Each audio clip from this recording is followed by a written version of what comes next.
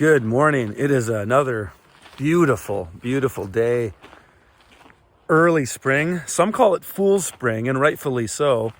We are mid-March, and it's unbelievable. It got up to 21 degrees Celsius yesterday. I actually worked in my forest for most of the day. My wife really wanted me to clear up some areas in there, and then I kind of opened a can of worms and got at it, and I'm really inspired now to just clean up this whole area of forest so that we can enjoy it more.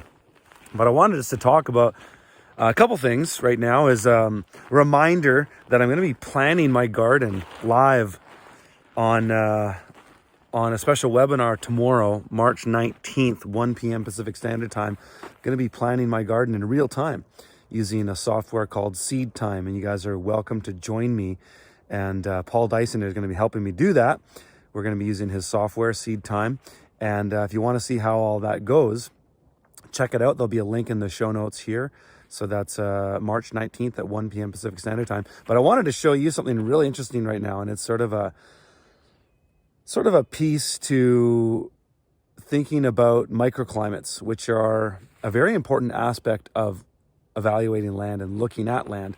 And right now you can see two different worlds from opposite ends of the valley. So my neighbor's place right there, he's got a northwestern aspect. So there's a slope to that mountain and it faces the northwest.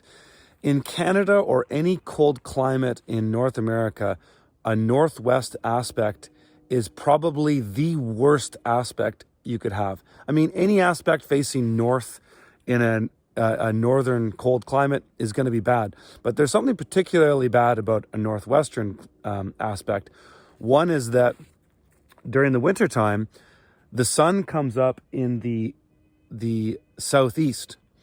And so that means that you are opposite to the angle of the sun in the winter or on the shoulder seasons, like right now. That's why his place right now is still in winter. He still has a foot of snow on the ground down there. And as the crow flies, that's only about 1 kilometer from me. So not very far at all.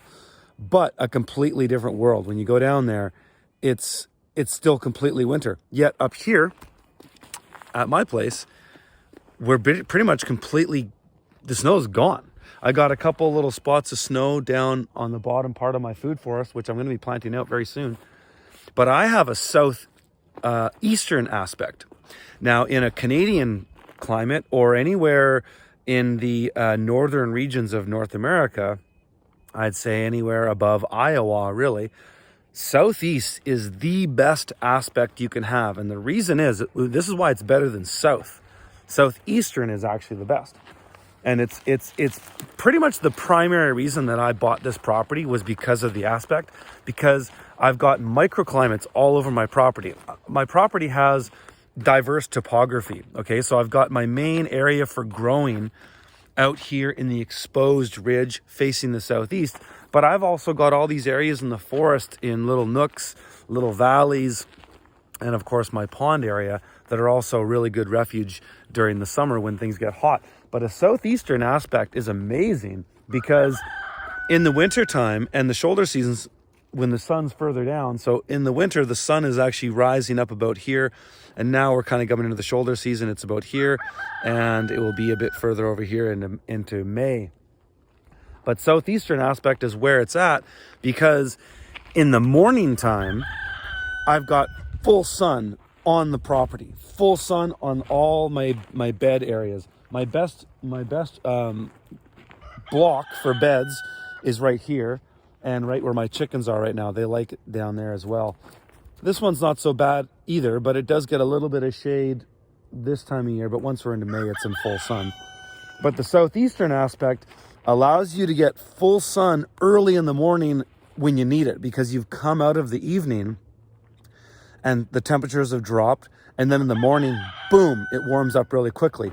This greenhouse here is orientated to the southeast, and this one's actually to the straight east, whereas my passive solar greenhouse is straight south. And it's not even in full sun yet, but it's getting there.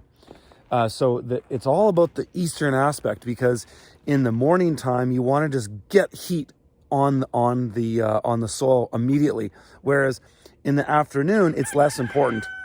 And here's the other reason why a southeastern aspect is amazing for a boreal climate, particularly like mine, is that in the summertime, when the sun is setting way over here in the northwest, it goes down, and now I have a reprise. I have a break from the sun. And because in our boreal climate, which is most of Canada and a lot of the US, our summers are hot and dry. So we experience, cold winters with lots of precipitation, but then our summers are hot and dry. And so if we have a reprise or a break from that during the afternoon, it's a good thing. So this is why a southeastern aspect is the best. South aspect is great too, don't get me wrong. I'm not saying that it's not, but southeastern is actually better. So anyways, I hope you guys found that interesting and useful. And again, maybe I'll see you on the webinar tomorrow at 1 p.m. Pacific Standard Time. That's March 19th. You're going to see me plan this whole garden in real time. Whether you want to use the software or not, you might find the whole process interesting. All right, guys, we'll see you there. Take care.